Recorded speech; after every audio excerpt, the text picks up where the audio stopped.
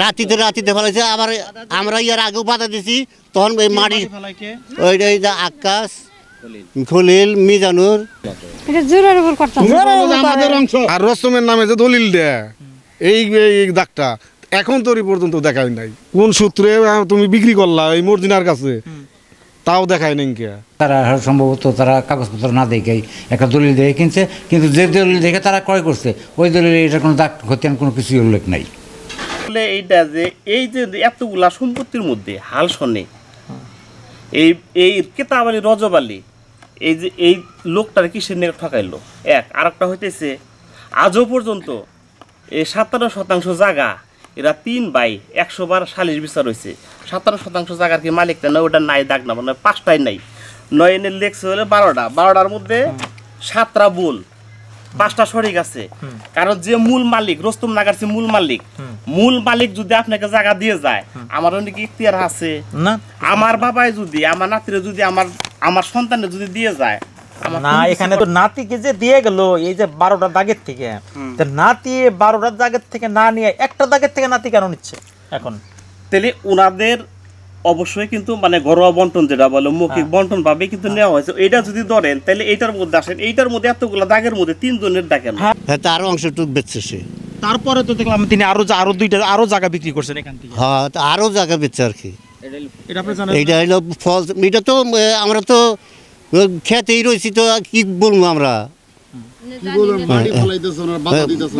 রাতিতে ফেলাইছে। আবার আমরা ইয়ার আগেও বাধা দিছি, তখন ওই মাটি ওই আকাশ, খলিল, মিজানুর আর হইলো রহিম। জিজ্ঞাসা করেন যে আপনি এই জায়গার মধ্যে মাটি ফেলান কেন? জায়গা তো আপনার না। কয় আমরা পাওয়ার করে নিছি এরকম।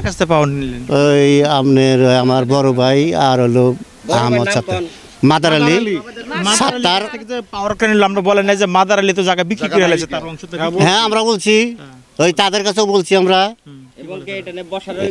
বসার জন্য করছে, কিন্তু তারা বসে নাকি 6 বিক্রি করছে। এখন মাদারির যে ছেলেরা আছে তারা আবার আরেকজনকে 7 পাওয়ার করে এই দাগটা কেউ দেয় না। এই দলিলের মধ্যে এই সম্পদের দাগ করতেন কিছুই নাই, এটা দেয় না, এটা দাদার নামে। যে জায়গায় দিছে সেই সমস্ত জায়গায় বিক্রি করতে পারে। এটা জোরের উপর করতে আমাদের অংশ, ওটা আমাদের অংশ। আমার কথাই তো আমরা গোটা যে বাইরে বিক্রি করলো আপনারা না করেন নাই।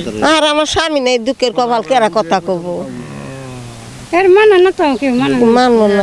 আর রস্তমের নামে যে দলিল দেয় এই দাগটা এখন তোরই পর্যন্ত দেখাই নাই। আমার বাবার নামে রয়েছে, এই দলিল আমরা উঠাইছি।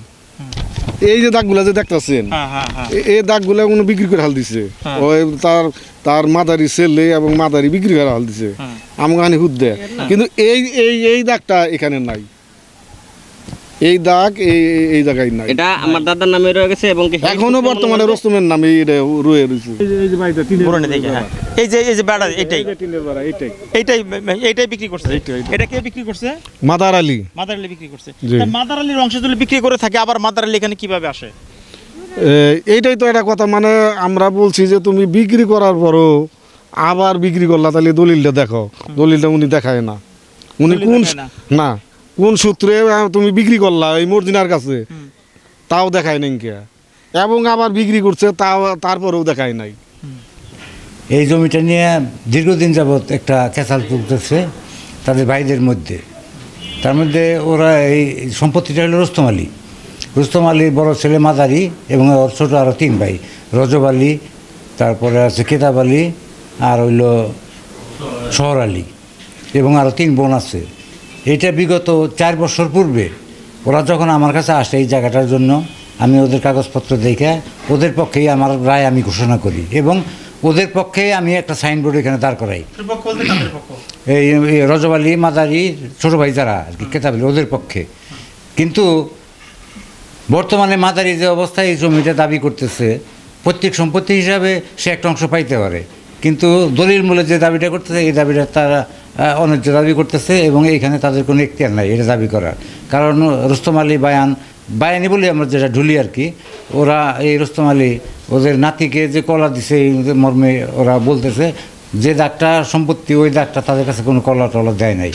কিন্তু জোরপূর্বক মাঝারি এবং তার কিছু বামভুক্ত লোকজন নিয়ে এটা অবৈধভাবে দখল করে এটা নিজের স্বার্থে নেওয়ার জন্য পায়তারা করতেছে। এবং এই বিষয়ে মাদার আলী এবং তার ছেলেরা মিলে একটা জাল দলিলের মাধ্যমে এই জমিটা কিছু নামধারী ব্যক্তি যেমন মিজান, আক্কাস, খলিল, আরও হয়তো কিছু লোকজন আছে তাদের নামে বিক্রি করার সুবাদে তারা ওইখানে মাটি ভরাট করার জন্য পায়তারা করতেছে এবং জমিটা দখল নেওয়ার চেষ্টা করতেছে।